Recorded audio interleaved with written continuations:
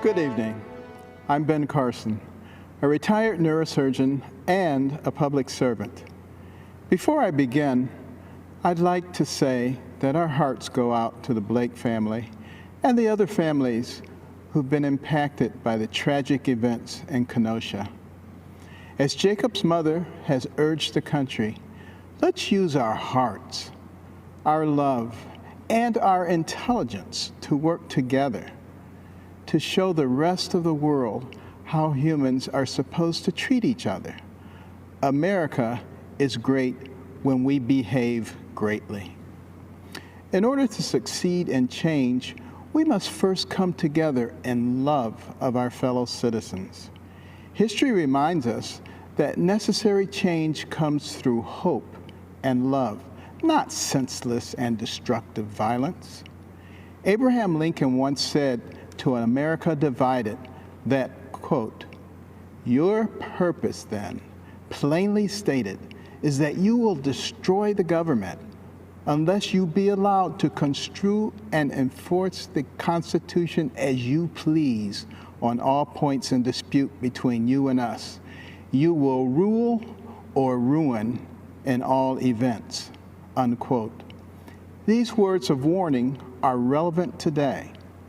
We have a choice. Do we want big government that controls our lives from cradle to grave? Or do we believe in the power and wisdom of the people and their ability to self-govern with help from a limited federal government? Our president, Donald J. Trump, believes in the people. He is one of us. He makes promises and he keeps them. He is transparent, and we certainly know what he's thinking. He does not submit to political correctness or to its enforcers, the media. He is real. Right now, we need real. We need courage. We can't cower in the corner and hope that no one calls us a name, believing that will keep us safe.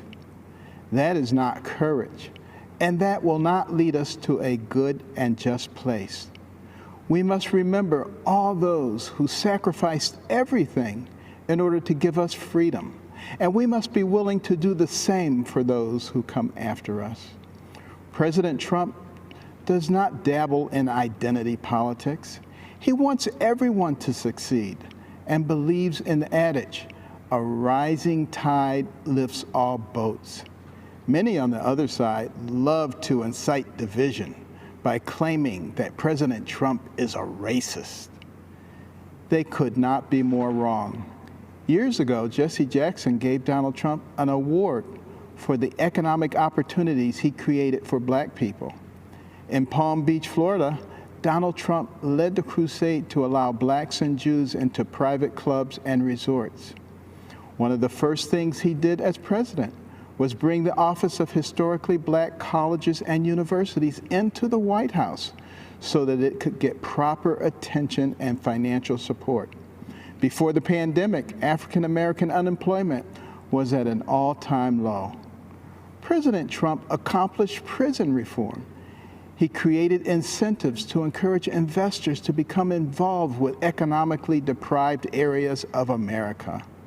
He strongly supports school choice, fully recognizing that no matter what circumstances a person is born into, they can achieve success with a good education. It was true for me. When my mother forced me to read books about doctors, entrepreneurs, inventors, and scientists, I began to recognize that the person who has the most to do with what happens to you in life is you. My mother always told me, "Ben, you can do anything, but I will never allow you to become a victim." It was then that I stopped listening to the people who were trying to convince me that I was a victim and that others were responsible for my victimhood. What is racist is the fact that African Americans have the highest abortion rate. President Trump is the most pro-life president in the country's history. He will continue to fight for those who cannot yet speak. The vision of a shining city upon a hill came from Jesus' Sermon on the Mount. America is that shiny city.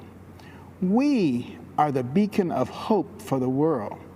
At this moment in time, President Donald Trump is the man with the courage, the vision, and the ability to keep it shining brightly.